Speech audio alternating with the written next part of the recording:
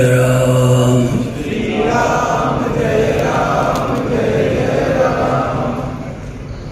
धर्म के अधर्म का प्राणियों में विश्व का गौमाता की गौहत्या भारत सर्वभूत धर्म सम्राट श्री स्वामी करपाती जी महाराज की, श्री जगन्नाथ महाप्रभु की, श्री बलभद्र महाप्रभु की, भगवती सुभद्रा देवी की, चक्र सुदर्शन महाभाग की, वृंदावन बिहारी लाल की। हर हर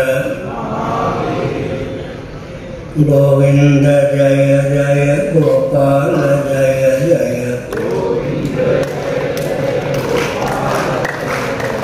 राधा रमण हरि गोविंद जय जय। श्री कृष्ण गोविंद हरे मुरारे।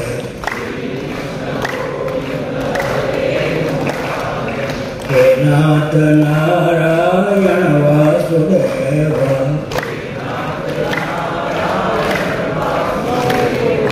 गोविंद जय जय गोपाल जय जय।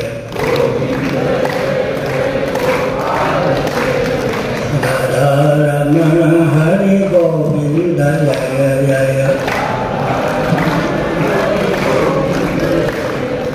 गोविंद जय जय गोपाल जय जय।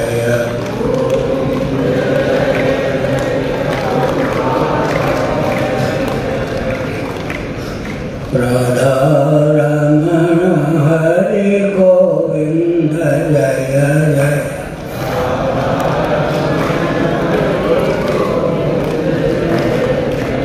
नारायण धर्म अध्यात्म राष्ट्र से संबद्ध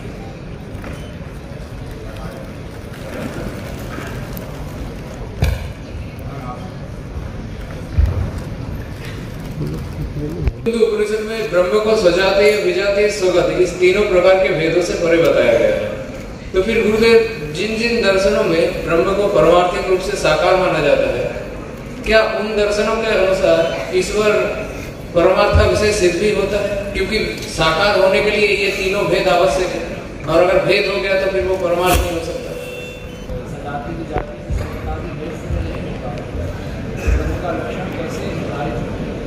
अच्छा, आत्मा का नाम ब्रह्म है, साक्षात अपरोक्ष ब्रह्म का नाम आत्मा है। माया शक्ति के योग से ब्रह्म सृष्टि के रूप में स्वयं को उद्भासित करता है। त्रिगुणात्मिका माया है,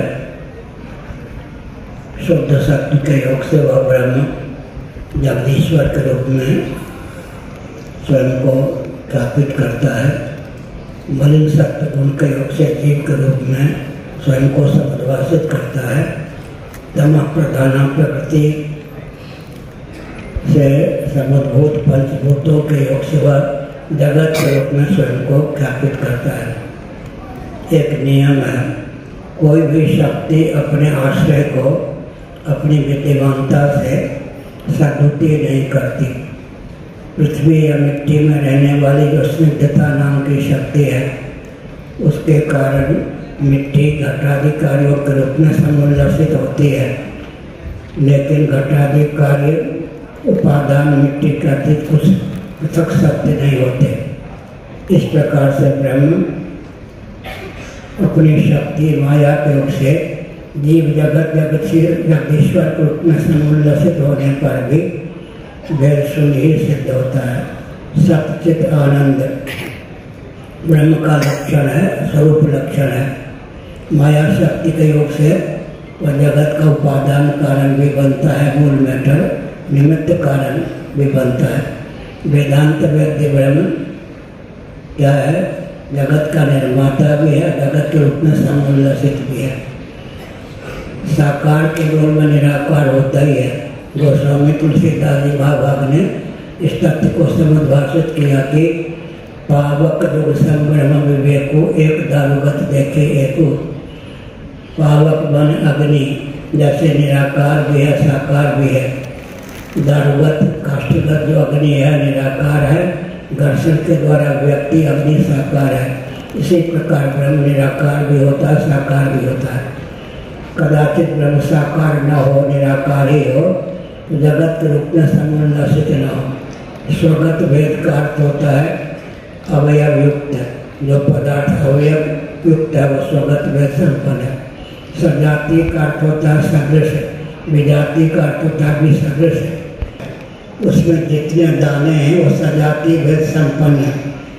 मिट्टी पानी आदि के योग से कदाचित एक एक बीज एक एक वृक्ष का रूप धारण कर लें तो वृक्ष सजाति भेद संपन्न हो जाते हैं। वृक्षों में जो गोंद लगता है उसको लेकर वो विजाति भेद संपन्न हो जाते हैं। विजाति भेद के मूल में सजाति भेद है, सजाति भेद के मूल में स्वगत भेद है। इस प्रकार से ब्रह्म सजाति विजाति स्वगत भेद शून्य है। तो सजाति विजाति स्वगत रूप में समन्वसित है। मान लीजिए कोई कहे कि काष्ठ में पाषाण में अग्नि नहीं है, कोई कहे है, शास्त्रार्थ का कोई अंत नहीं होगा। लेकिन घर्षण के द्वारा जब आग प्रकट हो जाएगी तो मानना पड़ेगा कि अग्नि अगर पहले से विद्यमान न हो, कोटि कोटि मानसिक तांत्रिक यांत्रिक विधाओं का कोटि कोटि कल्पोटक आलम्बन लेने पर भी व्यक्त न हो। अव्यक्तानि भूतानि व्यक्त मध्यानि वारता अव्यक्त निर्णान्यव तत्व का परिदेवना। अव्यक्त का व्यक्त होना ही प्रादुर्भाव है, जन्म लेना है। व्यक्त की अव्यक्त भावापन्नता ही मृत्यु है। Matter can neither be created nor destroyed.